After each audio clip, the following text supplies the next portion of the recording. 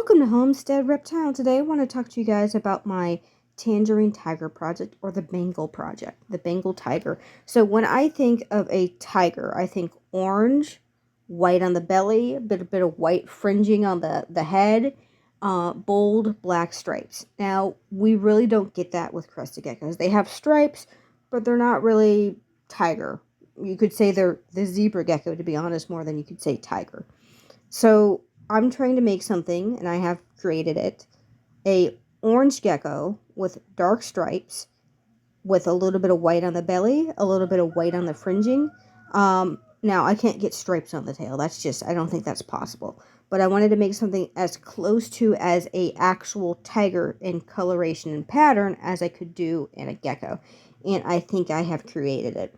Now, these guys are itty bitty babies, and some of them are kind of not fully fired up, but I'll show you some better pictures when they are like more fully fired up. But they're very orange. The striping is very bold.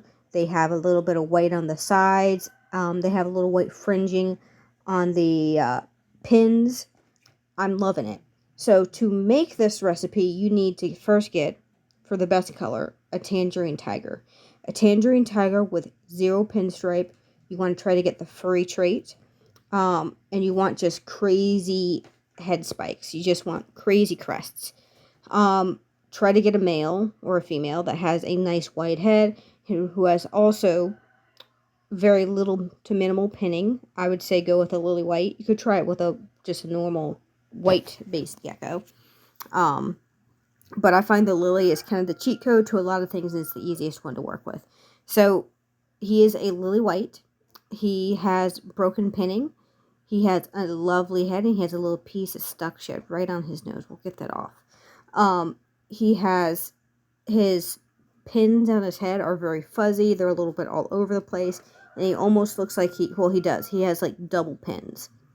It's very fuzzy looking. It's all over the place. It's just wild looking, and that's what I want in those babies. So structurally, he has it. He has a lily white trait, and he has the tigering trait because those pins are broken. That tiger pattern isn't being as suppressed. The girl I chose has no pinstriping. She has a fuzzy trait. She's a tangerine. She's a tiger, and she has the blushing trait. This male also has the blushing trait as well. So with these two combined, I have made some gorgeous, and you can see the blushing right there, some gorgeous, gorgeous babies.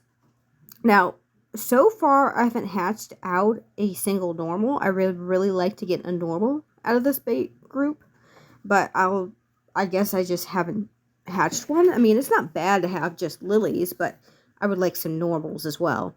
But again, I'm super, super stoked with how they look right now. I'm going to see how they progress. It is difficult to find a lily white that has partial pinning, a lily white that is decent quality, has no spots, has good lineage, has a good head. All this stuff is kind of difficult to find. It took me a while to find this guy. It took me 3 years to raise him up to breeding size. It took me a while to find that female. It also took me 3 years to get her prepped and ready to go. So finding a tangerine tiger with no pinstriping, no spots, comes from a good tangerine line, and has held on to her stripes. So both parents from her lineage have held on to her stripes.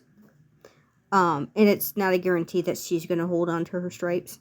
She did. She's 3 years of age. She's looking good. She still has her stripes. And then it was a good pairing, a good match. And I made some unique babies. I love tigers. I think they're so underappreciated, and I think there's so much you can actually do with them if you work them in correctly into a project. There's not a lot of tangerine tigers without spots that have decent lineage. Well, there's not a lot of tangerine tigers to begin with. To make a good tiger, you have to get rid of pinstripes. You have to. Again, she's fired down, so her stripes aren't that bold, but imagine if she was fired up. That striping is pretty bold. And again, her head structure is not the best. You can't have everything in one package. When you're looking for an animal that is so specific to your project, you have to give a little. She doesn't have spots. She has the nice striping. She has the bold pattern. She's extremely colorful. She has the blushing trait.